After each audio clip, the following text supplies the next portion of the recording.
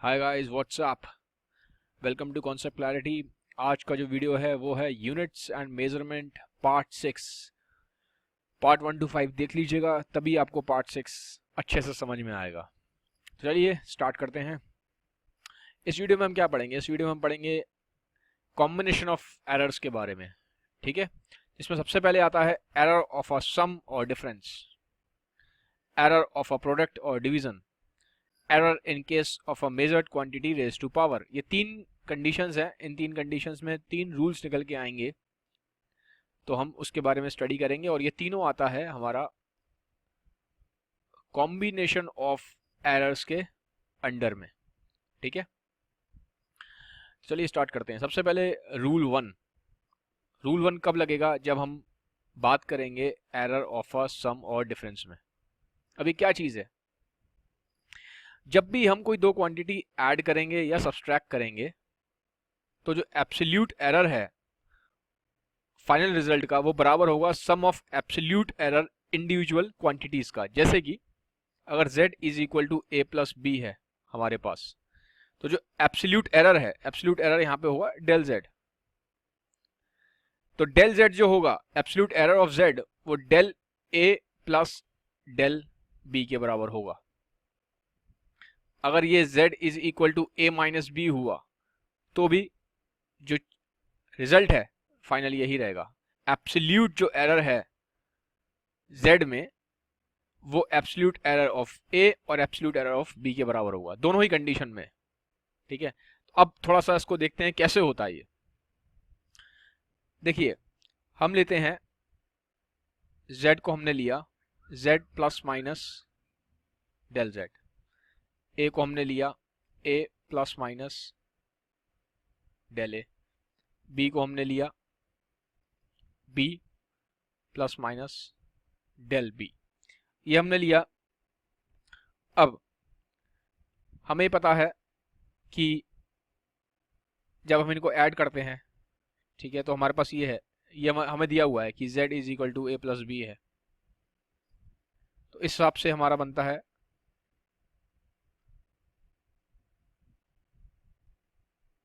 Is equal to, जब इसको add कर रहे हैं, a प्लस माइनस, अब जब मैं ऐड कर रहा हूं, मैंने यहाँ पे वैल्यू रखी है। ठीक है, z मेरा क्या है, z plus minus del of z। तो मैंने यहाँ पे रखा, z की जगह मैंने रख दिया ये, a की जगह मैंने रखा ये, b की जगह रखूंगा b plus minus del of b। ठीक है, अब ये मेरे को पता है कि z किसके बराबर है। जैसे चल पहले पहले इसको खोल लेता हूं मैं इसको, पहले मैंने ये करा, तो मेरा बनता है a plus B plus del A plus del B. ये मैंने इसको ओपन किया ब्रैकेट को और रीअरेंज कर दिया, तो ये बन गया, ये बन गया। अब आपको पता है कि हमारा a प्लस बी किसके बराबर है, z के बराबर है। तो मैं a प्लस बी की जगह z रख सकता हूँ, रख दिया मैंने। लेफ्ट हैंड साइड पे मेरा ये है, राइट हैंड साइड पे मैंने a प्लस बी की जगह z रख दिया, क्योंकि हमें पता है ये इसके बराबर है। z रखा तो क्या हो गया, ठीक है, z और z क्या हो गया, कैंसिल हो गया। तो फाइनली क्या आ गया, del z is equal to del a plus del of b। As simple as that. तो यही हमें प्रूव करना था। यही है हमारा ना, जब दो क्वांटिटी को हम ऐड करते हैं, तो जो एब्सोल्यूट एरर है, वो फाइनल रिजल्ट किसका होगा, sum of absolute error in individual quantities. हमने ऐड किसको किया, a प्लस बी को, तो ये किसके बराबर है, z के। तो फाइनली रिजल्ट क्या आया, absolute error in del z किसके बराबर हुआ, absolute error in del a plus absolute error in del b। Individual quantities के एब्सोल्यूट एरर के बराबर है फाइनल एब्सोल्यूट एरर। सेम आप चाहो तो उसको माइनस में भी जब अप्लाई करोगे, मतलब जब अगर हमने z इज इक्वल टू, अगर हम लेते हैं a माइनस बी, तो भी आप देखेंगे यही चीज निकल के आएगी। इससे फर्क नहीं पड़ता कि वो a प्लस बी है या a माइनस बी है। फाइनली जो रिजल्ट निकल के आता है डेल z, एब्सोल्यूट एरर, वो del a plus del b के बराबर है। ठीक है, मैं फिर रिपीट कर रहा हूं, चाहे z is equal to a plus B हो, चाहे z is equal to a minus B हो, लेकिन जो एब्सोल्यूट एरर है डेल जेड जो है वो बराबर होगा absolute error in A plus absolute error in B. यहाँ पे हमेशा प्लस रहेगा, इससे फर्क नहीं पड़ता कि इनिशियली ए प्लस बी हो रहा है या ए माइनस बी हो रहा है। ठीक है, तो ये था एरर ऑफ अ सम और डिफरेंस, ये रूल है। ठीक है, फिर दूसरा रूल क्या है, अगर दो क्वांटिटी को मैं मल्टीप्लाई करता हूं या मैं दो क्वांटिटी को डिवाइड करता हूं तो रिलेटिव एरर है जो, वो क्या होगा, sum of relative errors in the multipliers. जैसे कि क्या मतलब हुआ इसका, z इज इक्वल टू अगर ए बी है तो रिलेटिव एरर क्या होता है, एब्सोल्यूट एरर डिवाइड बाय जो उसका मीन होता है।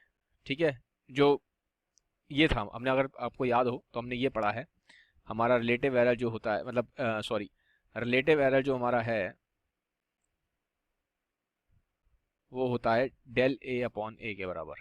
ठीक है, हमने वहां पे लिया था डेल ए का मीन अपॉन ए का मीन। लास्ट वीडियो में अगर आपने देखा हो, पार्ट 5 में देखिएगा, इस तरीके से हमने निकाला था रिलेटिव एरर। यहाँ पे मीन की जरूरत नहीं है क्योंकि ए की सिंगल क्वांटिटी है, तो यहाँ पे हो जाएगा del A upon A relative error. ठीक है, तो अब वापस आ जाते हैं इस पे। तो इस केस में रिलेटिव एरर क्या हुआ, जेड ए अपॉन जेड।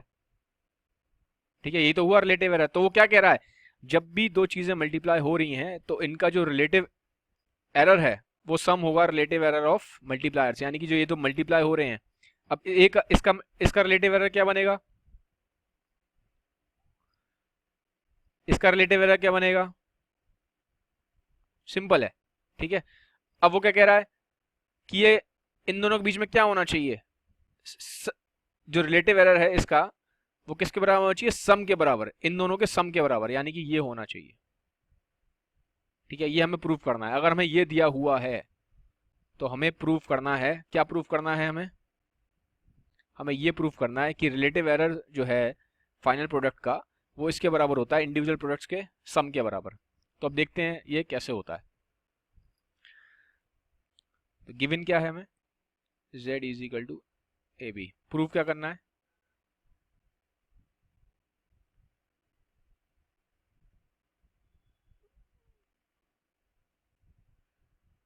ये प्रूफ करना है मुझे। ठीक है, अब मैं क्या करूंगा, मैं कुछ नहीं करूंगा, मुझे पता है वैसे ही इसका एब्सोल्यूट एरर कितना होगा, ये मैंने लिया, ये एब्सोल्यूट एरर ए का कितना होगा, एरर को साथ जोड़ के ये। ठीक है, और बी में अगर एरर है तो बी कितना हो जाएगा, ये आपको पता है। मैं मान के चल रहा हूँ तीनों में एरर है। ठीक है, ये तीनों में अगर एरर है, ये ऐसे एरर है तो ये हो जाएगा, ये हमें पता है। अब मैं इसकी जगह ये सब्स्टिट्यूट कर सकता हूँ, ए की जगह ये सब्स्टिट्यूट कर सकता हूँ, बी की जगह इसको सब्स्टिट्यूट कर सकता हूँ, क्योंकि एरर है इनमें। जब मैं सब्स्टिट्यूट करूंगा तो ऐसे बन जाएगा, ये जेड की जगह मैं रखूंगा ये, क्योंकि एरर है इसमें। ठीक है, इज इक्वल टू ए की जगह क्या रख सकता हूँ, ये वाली वैल्यू। ठीक है, और बी की जगह क्या रख सकता हूँ, ठीक है, ये मैंने किस में रखा है, इसमें रखा है इसको, ये हमें गिवन है ऑलरेडी, ये हमें गिवन है। ठीक है, तो मैंने इस वैल्यू में इन सबको सब्स्टिट्यूट कर दिया है, जैसे लास्ट स्लाइड में आपने देखा होगा किया था। अब मैं जरा करूंगा तो क्या होगा, मल्टीप्लाई करूंगा तो ये निकल के आएगा।